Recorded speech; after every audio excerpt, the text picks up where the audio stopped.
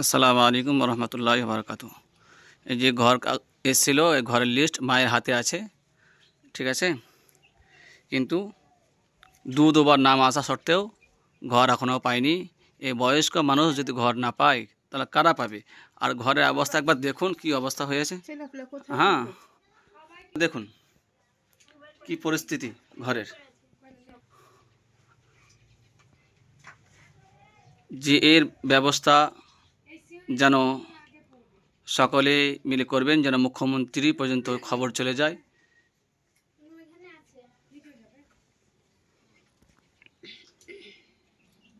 আবারও সোশ্যাল মিডিয়ায় বাড়ি পাওয়ার আবেদন করে পোস্ট। বহু বছরের পৌরাণিক একটি মাটির বাড়ি, তার মধ্যে বসবাস করে গোটা পরিবার। বিভিন্ন জায়গায় আবেদন করা হয়েছিল, এমনকি তার ছেলে বলেন যে দিদিকে বলো ফোন করেছিলেন।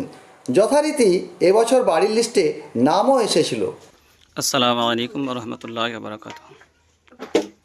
এই ঘরটি বীরভূম জেলা পাইকড় থানার অন্তর্গত দেলুয়া গ্রাম, হাফিজ সাইদুল শেখের বাড়ি। অর্থাৎ বিগত কয়েক বছর ধরে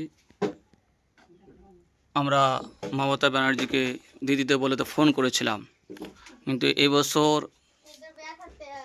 ঘরের লিস্ট নাম এসেছিল।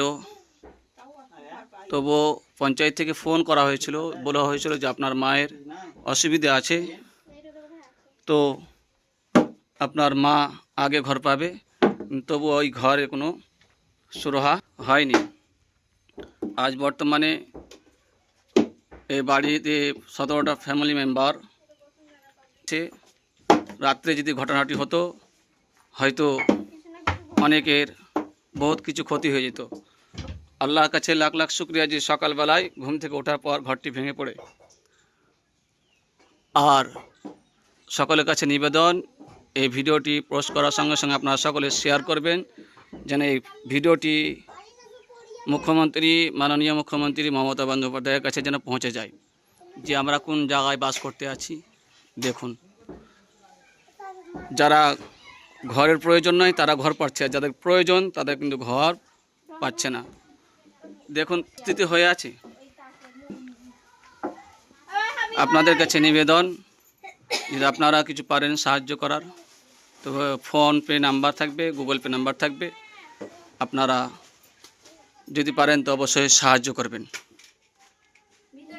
এটা আমার মা, এরা সব আরও ফ্যামিলি আছে সব, হ্যাঁ জানে বিঘার সব ছুটি পালিয়েছে।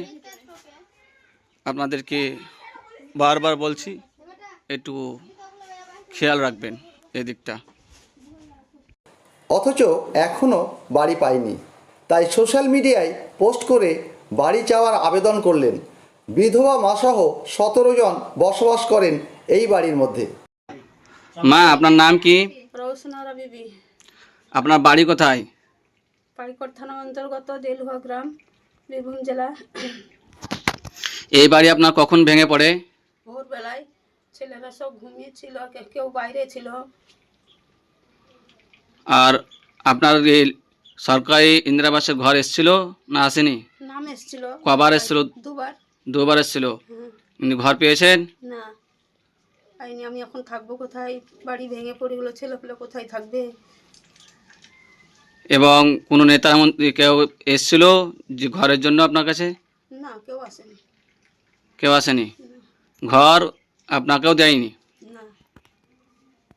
আচ্ছা, এই পরিস্থিতি বয়স্ক মহিলাটি এইভাবে বললো, আমার মা হয় আর কি, ঠিক আছে। এইভাবে যে বললো যে এখন থাকবে কোথায়, এবং দুবার ঘর আসা সত্ত্বেও সে ঘর এখনও পায়নি, ঘর ক্যান্সেল করে দেওয়া হয়েছে।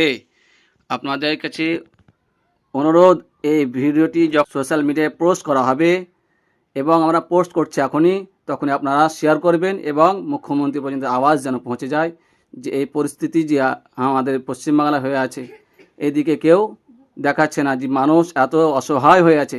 এই মানুষ আজ রাত্রি বাস করবে কোথায়? কোন জায়গায় থাকবে রাত্রি? আজকে কোন জায়গায় সে ব্যক্তিরা বাস করবে? থাকার জায়গা নেই, অসহায় হয়ে গেছে। আর এই ঘরে থাকা হবে? আপনারাই বলুন, এই ঘরে কী নিয়ে থাকবে? জানকে হাতে নিয়ে থাকবে? আপনারাই বলুন, এই পরিস্থিতি হয়ে আছে। কাঁচা বাড়ির মধ্যে বসবাস করে যাচ্ছেন, অথচ বাড়ি পাচ্ছেন না। দুশ্চিন্তায় ভুগছেন গোটা পরিবার। মাটির বাড়ি এপার থেকে ওপার বড় বড় ফাটল দেখা যায় এবং মাটিগুলি ছেড়ে পড়ে যাওয়ার কারণে বসবাসের অযোগ্য হয়ে পড়েছে। গতকাল সকালেই এই ফাটল দেখা যায় বাড়ির মধ্যে, বলেন তার ছেলে হাফিজ সাইদুল শেখ। ঘটনাটি বীরভূমের পাইকড় থানার রুদ্রনগর পঞ্চায়েতের অন্তর্গত দেলুহা গ্রামের।